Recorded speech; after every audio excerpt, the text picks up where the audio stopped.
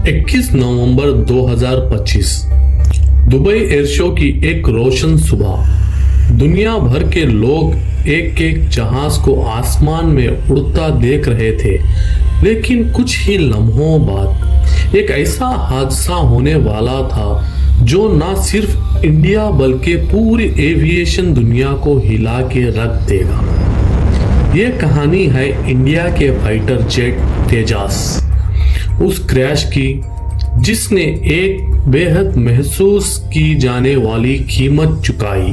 Tejas Hindustan aeronautics limited का बनाया हुआ एक लाइट कॉम्पैक्ट एयरक्राफ्ट, देश का गर्व, सालों की मेहनत, रिसर्च और इंजीनियरिंग का नतीजा, इंडिया के फाइटर जेट प्रोग्राम का एक अहम हिस्सा जिसका मकसद था कि इंडिया के खुद अपने फाइटर जेट बना सके। तारीफों की कहानी लंबी है और तेजास ने दुनिया के कई एयर शोज में अपनी ताकत साबित की, लेकिन दुबई एयर शो 2025 तेजास के लिए एक बुरा मोड़ साबित हुआ। 21 नवंबर की दोपहर गर्मी और ह्यूमिडिटी से भरा हुआ दुबई का आसमान। एक Indian air force pilot wing commander Naman Syal अपने हेलमेट पहनते हुए कॉकपिट की तरफ बढ़ता है। डेक पर एक खामोशी, एक उम्मीद और एक फख्र का लम्हा था।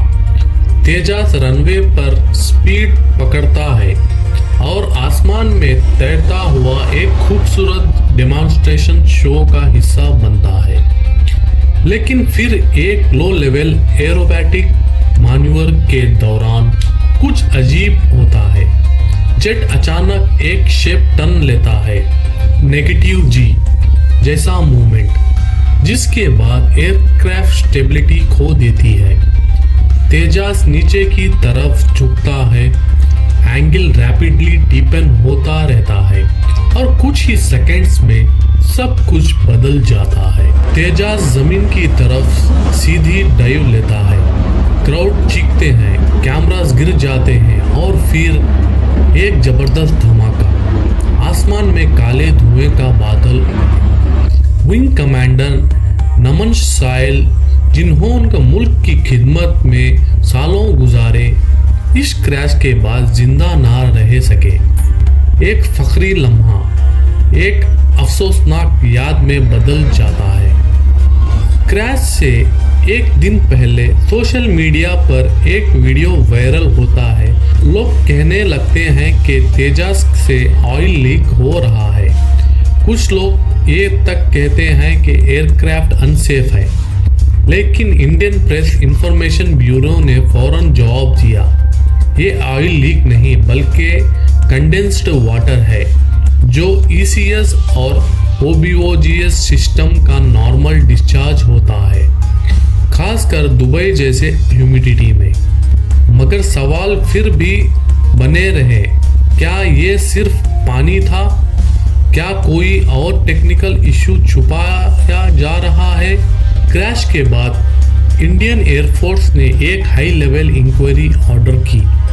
HAL ने अपने ऑफिशियल स्टेटमेंट में कहा, ये एक आइसोलेटेड अकरेंस था। इन्वेस्टिगेशन का फोकस कुछ की पॉइंट्स पर है। पायलट मैन्यूवर, क्या एटीट्यूड कम था? नेगेटिव जी टर्न, क्या एयरक्राफ्ट के लिमिट क्रॉस हुए? मैकेनिकल रिस्पॉन्स, क्या कंट्रोल सरफेस सही काम कर रहे थे? इंजन डेटा लॉक्स, क्या पावर लॉस हुआ था? वुमेन्स फैक्टर, क्या विजिबिलिटी, प्रेशर और फैटिग ने रोल प्ले किया? रिपोर्ट अभी तक पब्लिक नहीं हुई, लेकिन एक्सपर्ट्स के मुताबिक कुछ सेकंड्स की जजमेंट किसी भी एडवांसमेंट जेट को क्रैश की तरफ ढकेल सकती है। HAL ने मीडिया से कहा कि क्रैश उनके ऑपरेशंस का अफेक्ट नहीं करेगा, लेकिन दुनिया भर के एविएशन एक्सपर्ट सवाल उठा रहे हैं। क्या ये इंसिडेंट तेजा के एक्सपोर्ट प्लान को स्लो करेगा?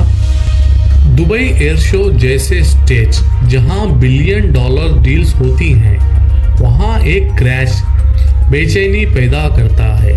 पोटेंशियल बायर्स अब सेफ्टी रिकॉर्ड को और गहराई से देख रहे हैं। विंग कमांडर नमन साइल एक बेदर अनुभव रखने वाले पायलट, उन्होंने अपनी जिंदगी इंडिया की स्काइज को सुरक्षित रखते में गुजारी। उनकी वफात सिर्फ एक इंसान का नुकसान नहीं बल्कि एक मुल्क का इमोशनल सेटबैक है। उनकी हिम्मत और डेडिकेशन को हम सलाम करते हैं। जब तक तेजास आसमान में उड़ेगा उनकी याद भी उसके साथ उठेगी। तेजास दुबई क्रैश एक हादसा, एक सबक और एक सवाल। क्या इन्वेस्टिगेशन सच को सामने ला पाएगी? क्या तेजास का भविष्य इस जख्म से उभर पाएगा? वक्त जवाब देगा। मगर आज हम सिर्फ इतना कहते हैं, आसमान हमेशा खतरनाक होता है, लेकिन वीर पायलट्स उस प्यार, जुनून और ईमानदारी से उड़ते रहते हैं जो किसी भी जंग से ज्यादा कीमती होती है।